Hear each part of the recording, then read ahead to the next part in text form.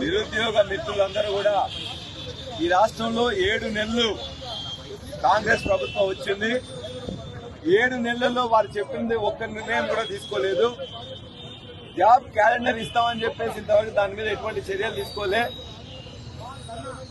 ఇవాళ 1:50 ఇంతకుముందు గ్రూప్ 1లో ఇచ్చేవాళ్ళు 1:50 కాదు 1:100 చేయాలని చెప్పేసి నిరుద్యోగులందరూ కోరిండ్రు. గత ప్రభుత్వం చేయలేకపోతే మేము చేస్తామని చెప్పి కదా, అందుకే నిరుద్యోగులందరూ కూడా కాంగ్రెస్ పార్టీకి ఓట్లేశారు కదా. 1:50 నుంచి 1:100 చేస్తే నీకు వచ్చే నష్టం ఏంటి? దరిదాపుగా 4 నుండి 5 లక్షల మంది గ్రూప్ 1 రాస్తున్నప్పుడు ఉన్న పోస్టులకు 1:50 నుండి 1:100 అనేక రాష్ట్రాల్లో ఉంది కాబట్టి, యూపీఎస్సీలో కూడా ఉంది కాబట్టి ఇక్కడ న్యాయంగా వీళ్ళు కోరిను దాన్ని చేయాలని చెప్పేసి కోరుతున్నారు. ఈ కాంగ్రెస్ ప్రభుత్వం వెంటనే 1:50 నుంచి 1:100 పెంచాలని డిమాండ్ చేస్తున్నాం. అదేవిధంగా గ్రూప్ 2 గానీ గ్రూప్ 3 గానీ ఏదైతే ఇంతకుముందు కాంగ్రెస్ ప్రభుత్వం కానీ నిరుద్యోగులు గారు చెప్పిందో, కాంగ్రెస్ పార్టీ గారు చెప్పిందో, వాళ్ళు చెప్పిన దాని ప్రకారం ఉన్న సీట్ అన్నిటి కూడా పెంచుతామని చెప్పిండ్రు. పెంచడానికి ఏమి ఇబ్బంది?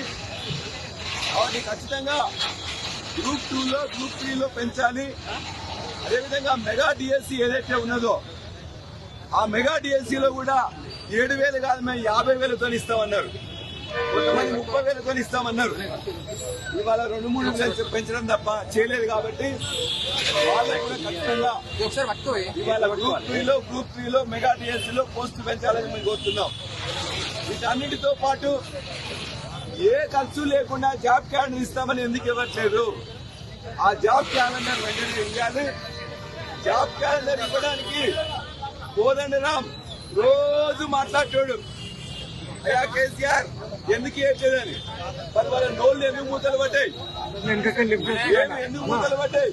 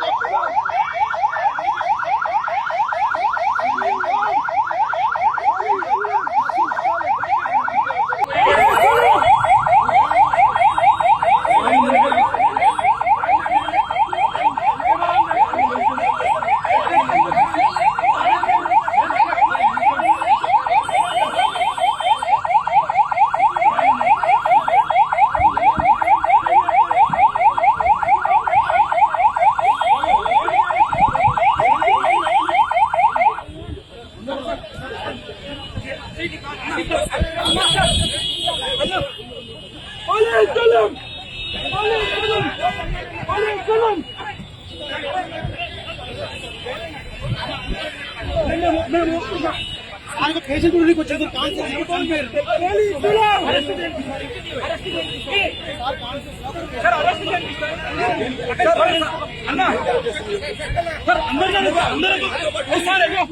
బట్టలు తినిపోతాయి బట్టలు తినిపోతాయి